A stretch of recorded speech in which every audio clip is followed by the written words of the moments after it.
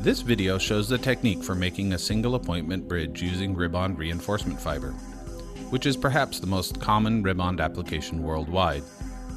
These bridges are quick and easy to make and very well received by patients.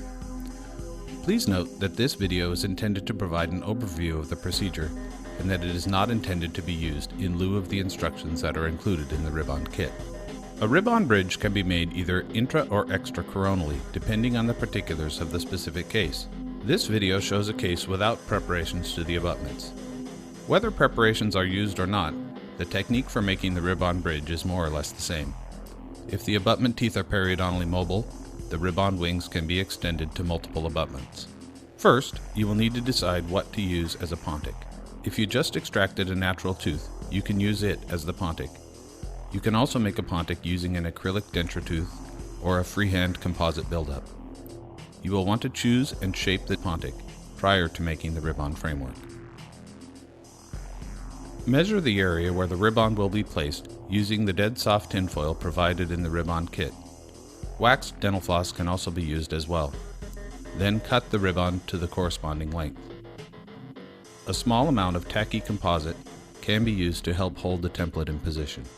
2 layers of ribond will be used for making the bridge framework. The first layer will extend from abutment to abutment. The second layer will double up against the first layer only in the pontic area. Adapt the tinfoil or dental floss to the teeth as you would adapt the ribond. Cut or mark the end of the template to indicate the length that will be needed to cut the ribond. Please note, you may want to err on the side of cutting too much rather than cutting too little, as you can trim the excess ribond with the special ribond scissors before polymerizing. Cut open the plastic packaging and use cotton pliers to extract the ribond. Cut the 2 ribond pieces with the special ribond scissors. Ribond is made from the same ultra-high molecular weight polyethylene fibers used to make bulletproof vests, and normal scissors will not cut it cleanly. Reseal the ribond by folding over the end of the packaging and securing it with the paperclip. This will help maintain ribond's indefinite shelf life. Clean the teeth and prepare the teeth for bonding. Clean and acid etch the teeth and apply the bonding adhesive using your standard bonding technique and materials. Please note that since there is no clinical evidence supporting the use of self-etching resins for this type of retentive bonding, we do not recommend using self-etching resins for this procedure. Apply a thin layer of ribond securing composite or soft filled composite to the teeth. We don't recommend using a flowable composite for this step because flowables tend to lack the tackiness to hold the ribond in position prior to curing. Ribond Incorporated has a specially formulated filled composite resin designed for bonding the fibers to the teeth. It has a viscosity that is between a flowable composite and a filled restorative composite. This video shows the technique using the ribond securing composite. If you do not have the ribond securing composite, we have a list of some of the composite resins from major manufacturers that we recommend for this step of the procedure on our website. If using a paste viscosity composite, place a thin bead of composite on the teeth and then with an instrument flatten it to mimic the contours of the teeth. Flattening the composite will make adaptation easier and reduce the amount of composite that needs to be displaced when placing the ribond. Try to make this layer approximately 1/2 millimeter thick. Wet the first piece of ribond with a 4th generation unfilled adhesive bonding resin.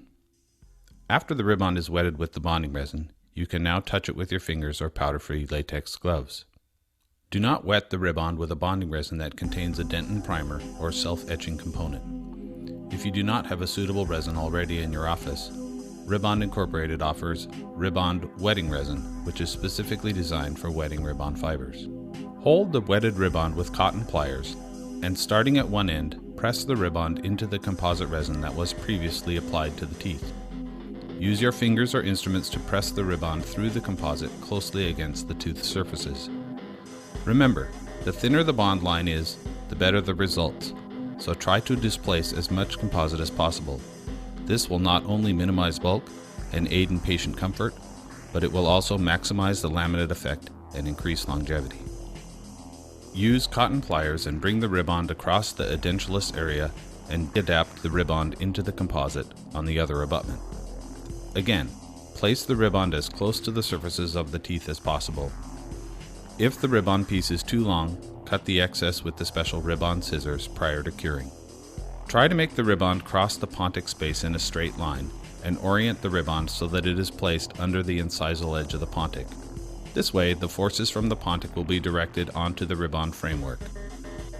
After placement, using the same thin-tipped instrument, carefully remove the excess composite resin that was displaced during the adaptation of the ribond. Move the instrument parallel to the lengthwise orientation of the ribond to avoid accidentally displacing the ribond. After the first piece of ribond is adapted, polymerize the framework according to the composite manufacturer's instructions. Wet the second piece of ribond with a bonding adhesive that does not contain a dentin primer or acid etchant. Place a thin layer of the same filled composite that we used earlier for the procedure on the lingual side of the ribond in the edentulous area. Extend this composite layer onto the interproximal angles of both abutments. Gently place the ribond against the layer of composite. Try to maintain a 0.5 millimeter thickness of composite resin between the two layers of ribond. Polymerize the second piece of ribond. If using an acrylic denture tooth or a natural crown as a pontic, cut a lingual channel to accommodate the ribond framework. If using an acrylic denture tooth, you will be relying on mechanical retention, so make undercuts within the groove preparation in the acrylic denture tooth. Small holes can be placed in the groove for added mechanical retention using a small burr. Fill the groove with composite, seat the pontic on the framework, check placement, and polymerize. Cover the ribond within the channel of the pontic with composite to build up the lingual side of the pontic. Cover the lingual surfaces of the ribond wings to make the prosthesis smooth and comfortable to the patient. For extracoronal applications, we recommend a flowable composite for covering the lingual wings of the abutments. This can be applied in multiple layers using a micro brush or other small brush to make the wings smooth and comfortable for the patient. Do not use the ribond securing composite for the covering layer, as it is too tacky. Ribond fibers do not polish well, but they need to be covered with resin. You want to avoid having to shape and polish the prosthesis using rotary instruments. When the covering layer is finished, thoroughly polymerize.